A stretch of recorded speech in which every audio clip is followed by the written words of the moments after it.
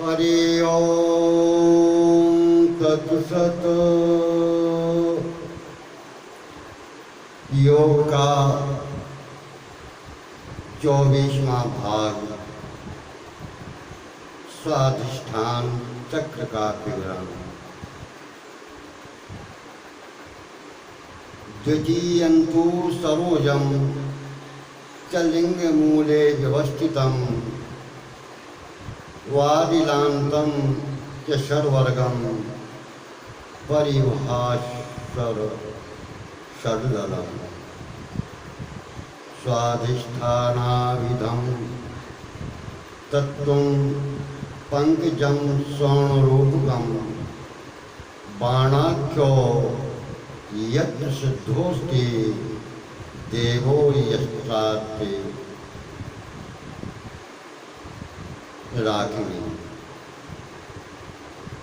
दूसरा पद्म जो लिंग मूल में स्थित है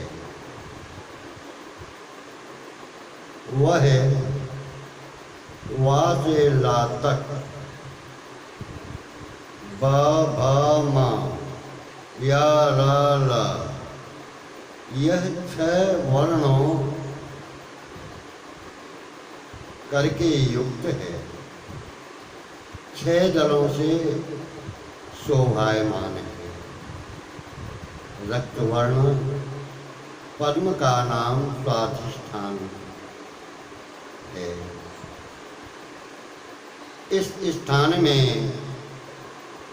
वाण नामक सिद्ध और रागिणी देवी अधिष्ठात्री हैं और ब्रह्मा देवता। यो ध्यायति सदा दिव्यम स्वाधिष्ठानारविंदकम तस्य कामांगनाः सर्वा भजन्ते काममोहिता। जो पुरुष इस दिव्य स्वाधिष्ठान पद्म का हमेशा ध्यान करता है, उनको काम रूपनी स्त्री काम से मोहित हो आकर्षित होती है, सेवा करती है। विविधम चाश्रुतम शास्त्रम निःशंको वै वदे ध्रुवम सर्वरोग विनिर्मुक्तो लोके चरति लोकः। अनेक शास्त्र जो कभी श्रवण नहीं किए हों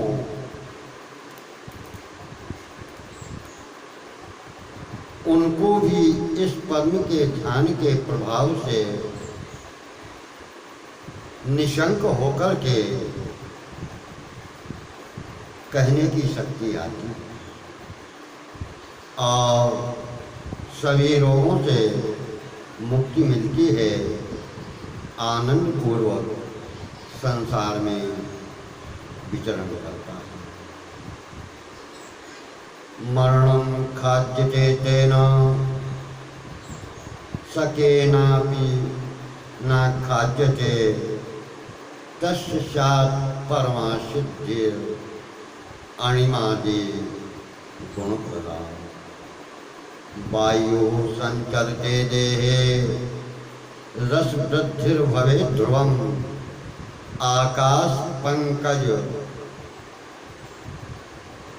गलत पीयूष मोपिवर्धते। यह साधक मृत्यु को टालने की शक्ति रखता है और वह किसी से नष्ट नहीं होता। साधक को गुण देने वाली अणिमादि सिद्धियां प्राप्त होती हैं। उसके शरीर में वायु का संचार रहता है, यानी सुषुम्ना में वायु प्रवेश करता है और रस की वृद्धि होती है। सहस्रदल कमल जिससे कि अमृत सबता है, उसकी वृद्धि होती है। मणिपुर चक्र का वर्णन। तृतीयम पंकजमनाभो मणिपूरक संज्ञकम दशारंडादि कांतारणम शोभितम हेमवर्णम रुद्राक्षो यत् सिद्धोस्ति सर्वमंगलदायका तत्रस्था लाकिनी नामिनी देवी परमधारिणी। मणिपुर नामक तीसरा पद्म जो नाभि स्थल में स्थित है, वह हेमवर्ण 10 दलों से सुशोभित है। दासे फातक यानी द ढ ण त थ द ध न प फ, यही 10 वर्णों से युक्त है। और उस स्थान में सभी मंगलों को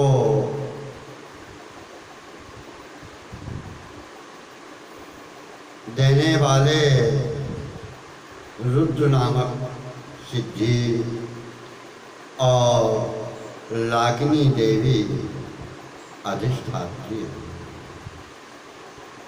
इसके देवता विष्णु। तस्मिन् ध्यानं सदा योगी करोति मणिपुर के तस्य पाताल सिद्धिशान निरंतर सुखावः। ईप्सितं च भवेल्लोके दुख रोग विनाशनम कालस्य वंचनम वाचापि परदेह प्रवेशनम। जो साधक इस मणिपुर चक्र को हमेशा ध्यान करता है, वह सभी सिद्धिदात्री जो पाताल सिद्धि है, उस सिद्धि को प्राप्त करता है। उसका दुख और रोग नष्ट होता है। सभी मनोरथों की सिद्धि होती है और काल को निरादर कर देता है। वह साधक दूसरे के शरीर में प्रवेश करने की शक्ति प्राप्त करता है। जाम्बूर्नादिकरणं सिद्धानां दर्शनं भवेत् औषधि दर्शनं चापि निधीनां दर्शनं भवेत्। ऐसा साधक को स्वर्ण बनाने की, रचना करने की शक्ति प्राप्त होती है। देवताओं का दर्शन, निधि और औषधियों का दर्शन होता है। अनाहत चक्र का वर्णन। हृदये नाहतं नाम चतुर्थं पंकजं भवेत्। कादिठान्तारणं संस्थानं द्वादशार शमनं। अतिशोणं वायुबीजं प्रसादस्थानमीतम्। हृदय में जो अनाहत नामक चक्र पद्म है, वह कासे ऊतक क ख ग घ अंग च छ ज झ य ट ठ तुक्का से ठा तक यानी क ख ग घ अंग च छ ज झ य ट ठ, ये 12 वर्ण रूप में उसके तलों से युक्त, अति उज्ज्वल रक्त वर्ण से शोभायमान है। वह प्रसन्न स्थान वायु का वेग यानी प्राणवायु का आधार है। पद्मस्थं तत्परम तेजो वाणलिंगम प्रकीर्तितम यस्य स्मरण मात्रेण दृष्टा दृष्ट फलम भवेत्। उस हृदय कमल में जो परम तेज है उसको वाणलिंग कहते हैं, जिसके ध्यान मात्र से साधक इस लोक और परलोक का उत्तम आनंद को प्राप्त करता है। सिद्धा पिनाकियत्रास्ते काकिनी यत्र देवता एतस्मिन् सततं ध्यानम दत्पाथोजे करोति।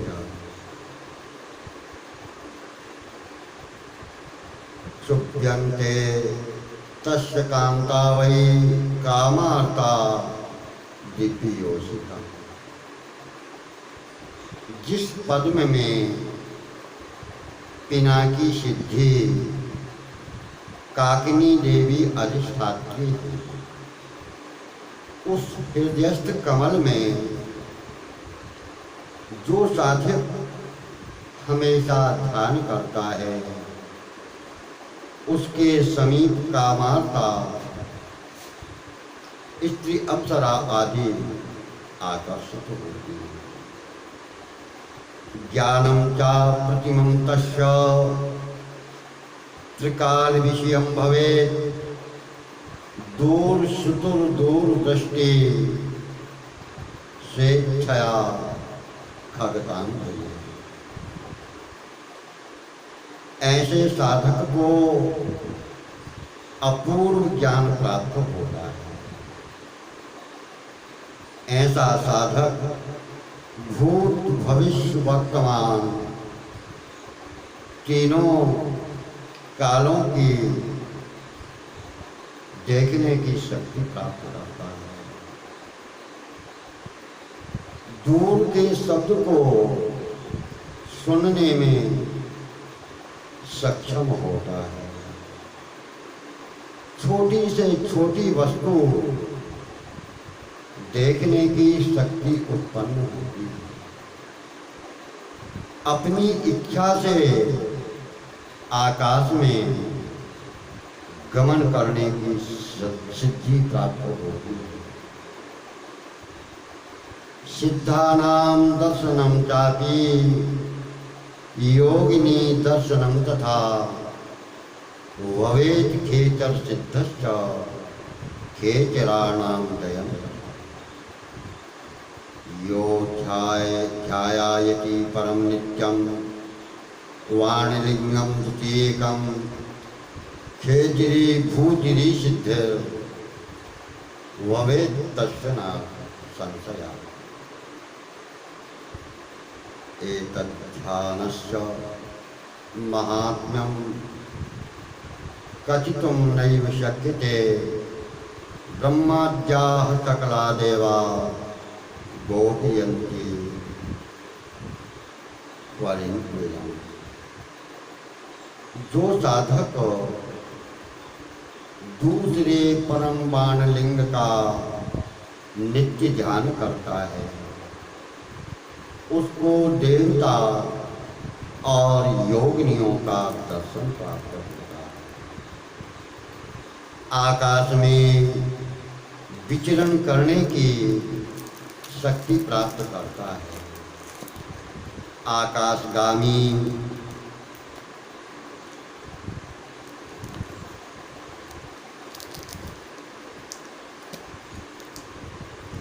होता है। भूचरी खेचरी सिद्धि प्राप्त होती है। अनाहत पद्म के ध्यान के महात्म्य को कोई कह नहीं सकता। इस ध्यान को ब्रह्मादि देवता भी गोप्य रखते हैं। विशुद्ध चक्र का वर्णन। कंठस्थान स्थितं पद्मं विशुद्धं नाम पंचमं स्वहेमाभं स्वरोपेतं षोडशस्वर संयुक्तम् सगलांगोत्सिद्धोत्र शाकिनी चादिदेव। कंठ स्थान में जो पांचवा विशुद्ध नामक कमल है वह स्वर्ण के समान कांति से युक्त है और 16 स्वर यानी छोटा आ बड़ा आ छोटी ई बड़ी ई छोटा ऊ बड़ा ऊ लेर ये आई ओ औ अम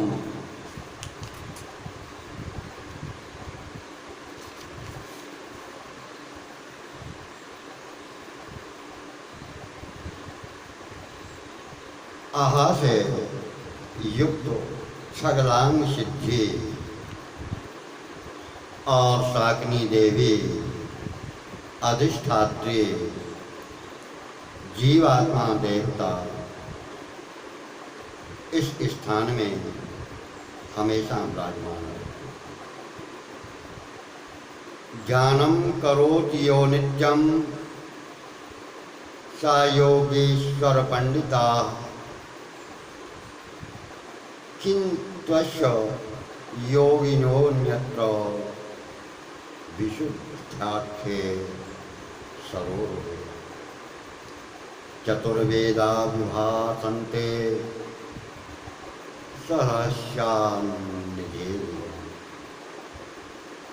जो पुरुष इस विशुद्ध पद्म का नित्य ध्यान करते हैं